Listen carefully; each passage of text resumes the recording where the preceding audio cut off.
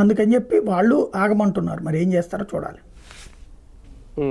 కానీ ఆంధ్రప్రదేశ్లో చూసుకుంటే వైఎస్ఆర్సీపీకి ఇది ఒక అంటే అంది వచ్చే అవకాశాన్ని వదులుకునే అన్నట్టుగా ఏమన్నా ఉంటుందా ఒకవేళ నిజంగా 2027లో జరగకపోతే? యాక్చువల్గా జమిలీ ఎలక్షన్ మీదన రాష్ట్రాల్లో ఉన్నటువంటి ప్రాంతీయ పార్టీలని, కేంద్ర పార్టీలని అందరినీ అడిగితే దాంట్లో అందరూ అటెండ్ ఇదే ఏమాత్రం సమాధానం చెప్పనటువంటి పార్టీలులో తెలుగుదేశం, వైఎస్ఆర్ కాంగ్రెస్ పార్టీ రెండు ఉన్నాయి. అంటే రామ్నాథ్ కోవింద్కి అడిగారు కమిటీ, టీఆర్ఎస్ కూడా చెప్పలా తమ అభిప్రాయం ఏంటో.